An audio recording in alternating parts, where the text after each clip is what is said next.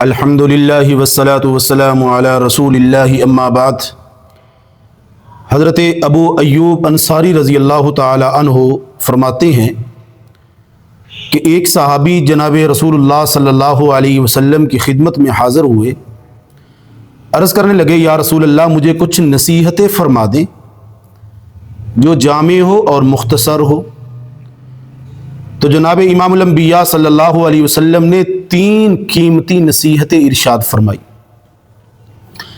پہلی نصیحت کہ اے میرے صحابی، جب نماز پڑھو تو ایسے نماز پڑھو جیسے تمہاری زندگی کی آخری نماز ہو۔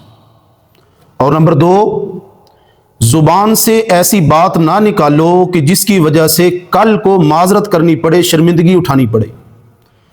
اور نمبر 3، فرمایا کہ کسی دوسرے کے مال و متاع پر نظر نہیں ہونی چاہیے۔ تو حضور علیہ الصلوۃ والسلام نے اس صحابی کو 3 نصیحتیں ارشاد فرمائی، اور اس صحابی کی برکت سے یہ 3 قیمتی نصیحتیں قیامت تک آنے والی حضور کی پوری امت مسلمہ کے لیے یہ 3 تحائف ہیں۔ تو پہلی کیا چیز ارشاد فرمائی کہ میرے آقا نے فرمایا کہ نماز ایسے پڑھو کہ جیسے تمہاری زندگی کی آخری نماز ہو۔ مطلب کیا ہے کہ نماز پڑھنے کے بعد موت کا انتظار کرو، یہ مطلب نہیں ہے۔ مطلب یہ ہے کہ آپ کی ہر نماز میں آخرت کا احساس پیدا ہو، یعنی جب انسان کے اندر آخرت کا احساس پیدا ہوگا تو غفلت، جلد بازی اور شیطانی وساوس اور سستی یہ ختم ہو جائے گی، اور نماز خشوع اور خضوع سے اللہ کا دھیان کر کے بندہ نماز پڑھے گا تو یہ نماز دلی سکون کا سبب اور گناہوں کو مٹانے کا ذریعہ بنے گی، اور اللہ کو راضی کرنے کا یہ سبب بنے گی۔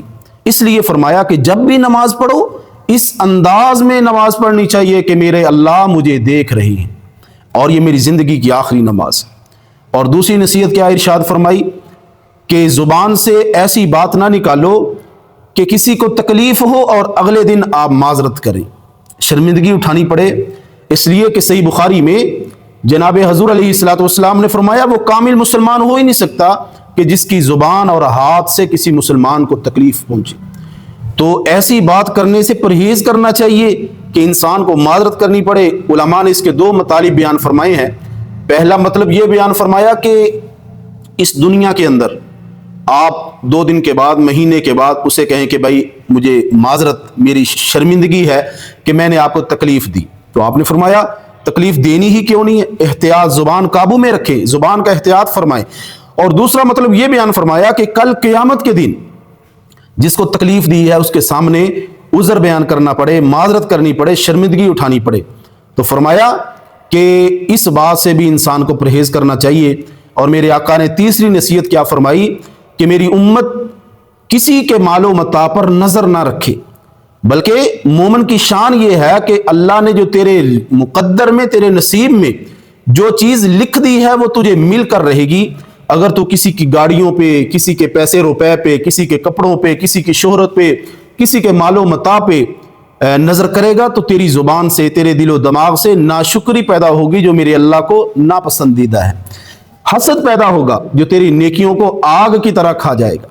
تو اس لیے فرمایا کسی کے مال و متاع پر نظر نہیں کرنی چاہیے، بلکہ کسی کے مال کو دیکھ کر الحمدللہ ماشاءاللہ تو پڑھ لینی چاہیے۔ باقی اپنے سے کمتر کو دیکھنا چاہیے، اللہ کا شکر پیدا ہوتا ہے۔ اپنے سے اوپر کو دیکھیں گے تو ناشکری پیدا ہوگی۔ وہ کسی بزرگ کے بارے میں کتابوں میں آتا ہے نا کہ انہوں نے کسی صاحب کا واقعہ لکھا کہ ان کے پاؤں میں جوتا نہیں تھا، تو وہ ان کی زبان پہ ذہن میں آیا کہ میری کوئی زندگی ہے کہ جوتا نہیں ہے۔ لیکن کچھ ہی دیر بعد دوسرے صاحب کو دیکھا کہ تپتی دھوپ میں جوتا تو کیا اس بچارے کے دونوں پاؤں ہی نہیں ہیں۔ فوراً اللہ کے حضور سجدے میں گر گئے اور معافی مانگی کہ اللہ میرے پاؤں تو ہیں، جوتا نہیں اگرچہ، اس بچارے کے تو پاؤں نہیں۔ تو اپنے سے کمتر کو دیکھنا یہ اللہ کا شکر پیدا ہوتا ہے۔ اپنے سے اوپر والے لوگوں کو دیکھا جائے تو ناشکری پیدا ہوتی ہے۔